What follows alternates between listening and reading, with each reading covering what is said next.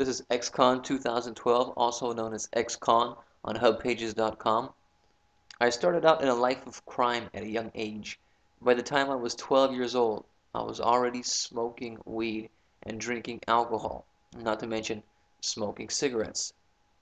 By the time I was 15, I had already experimented with methamphetamine. By the time I was 16, I used coke. When I was 18 years old, I started dealing. My dealing lasted on and off until I was 23 years old. That's when I was busted by the feds. After getting busted by the feds, I got sentenced to 9 years in federal prison. I did 8 years out of those 9 years because in federal prison, you have to do 85% of your sentence on good time, and that was my good time. My weed experience started out when I decided to smoke a joint with a couple of my friends in school. I was in the 7th grade. They were planning on ducking down behind some bushes and taking a few puffs off a joint. I overheard them talking about it, and so I asked them if I could join them. They were kind of reluctant to allow me to smoke with them, but they gave in quickly. We did our thing, we took a couple of hits off of our joint, and then we went our separate ways. Unfortunately, one of the guys that was with us got caught by a hall monitor who smelled marijuana on him. Later, we all got called to the principal's office, and we all got expelled from school. I was only 12 years old. I kept smoking though, I didn't learn. My smoking lasted all the way up until I got busted when I was 23 years old. The first thing I started dealing was marijuana. I started out small, selling dubs and eighths and quarter ounces and things of that nature. I would buy like a half ounce or an ounce and I would break it down into smaller sacks and sell it. And the reason I started selling is because I was tired of not having any money in my pocket. I made decent money, sometimes at work, doing construction work, but I never had anything to show for it because I was always spending it on getting drunk and high with my friends. And so I decided to sell weed. I made some money selling weed, I won't lie. It got to the point where I was buying 3 pounds at a time for $9,000. And they were coming in 5-gallon buckets that were packed full of the stuff.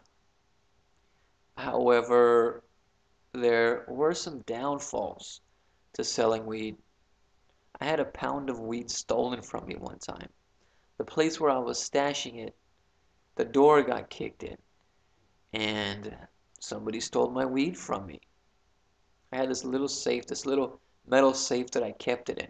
Unfortunately, it wasn't bolted to the ground, so they took the whole safe. And I had something like a digital scale and a couple $100 in it too. One of the guys that I suspected of stealing my weed got killed by the cops in a raid. They busted into his place while he was sleeping, and when they came into his room, they said that he got up and reached for something, a gun, so they blasted him away with a shotgun. I quickly expanded my operation from selling weed to selling crystal meth and weed. Crystal meth was a little difficult to get a hold of at first because I couldn't find anybody that was willing to sell me the amounts that I wanted to buy.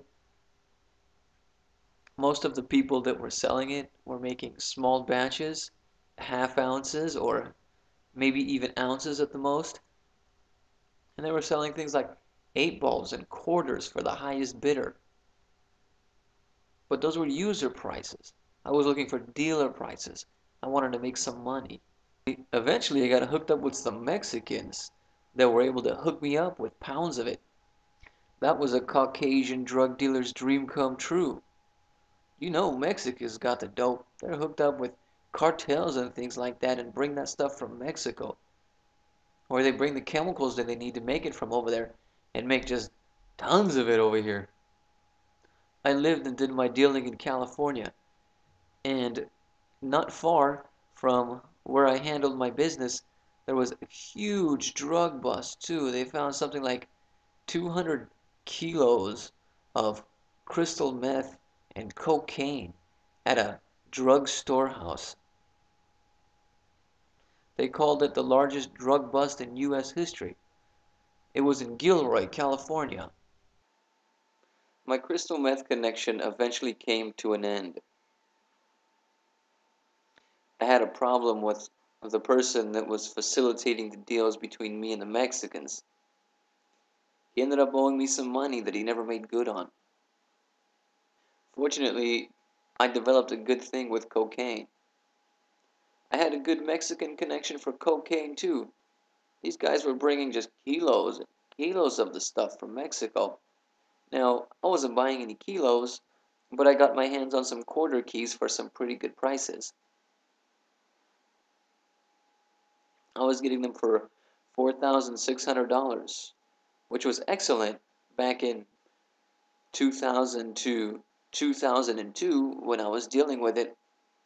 I think the main reason for that is because it was pure and uncut. People went crazy over it.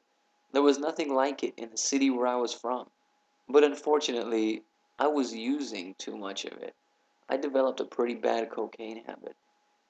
My cocaine habit lasted until I was about 21 to 22 years old, and that is when I lost my cocaine connection.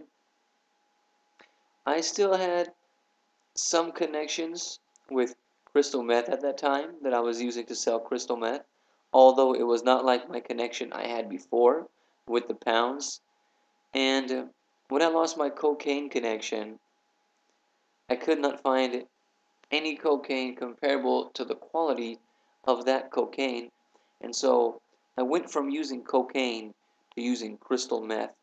In other words, I replaced my cocaine use with crystal meth, and I started to really go downhill from then on.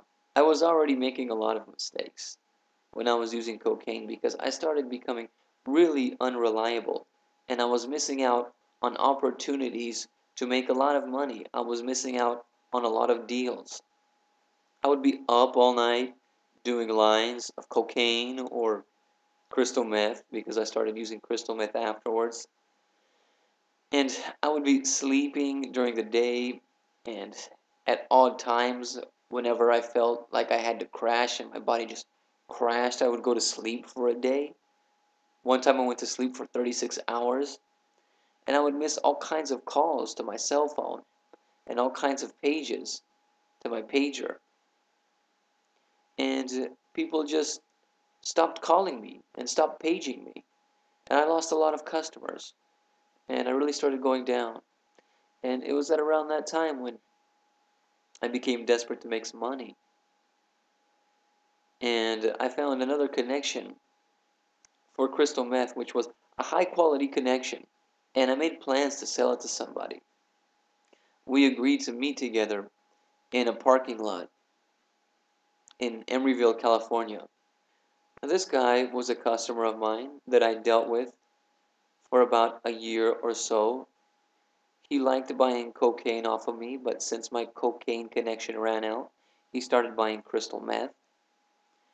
And he said he needed a pound of crystal meth for his friend. How the deal was supposed to go is I was supposed to meet him, he would give me the money, and then he would give the crystal meth to his friend. But when I got there, he was there with his friend. I was a little upset over the fact that he showed up with this guy that I didn't know, but I decided to go through with the deal. I wasn't thinking straight at the time. I had already been up for 3 days off of meth. We did the deal in his friend's car. It was a newer model Ford Mustang. At that time, a newer model Ford Mustang meant it was around a 2002 model. I had the dope in the cell phone box, in a plastic bag. When his friend asked me if he could see it, I opened the cell phone box and tilted it towards him so he could see inside of it. And when he seen the dope, I asked him if he had the money.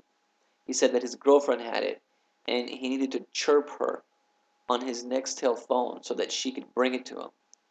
He said that she wasn't far away. And then he hit his two-way walkie-talkie button on his Nextel phone, and the next thing that I know, we were surrounded by the feds. They came out of nowhere. 2 carloads of them, screeching to a halt in front and behind us. They jumped out with their handguns and their assault rifles and ordered us to get out of the car. And so we started filing out of the car, and I threw the dope out of the window, and I had a handgun on me, and I slid it out of view under the passenger seat of the car. I'm so lucky, too, because after they found the gun, they asked me, how in the world were you able to slide it under the passenger seat without us seeing you? We had our sights on you the whole time, and if we would have seen you, we would have shot you. I think that was divine providence right there. Then they arrested me and hauled me off to jail. If you want to know the rest of the story, you can read it on Hub Pages under ex-con. I write about it extensively in a series entitled The Road to Ruin. Just click on the first link in the description box below, and it will take you to it.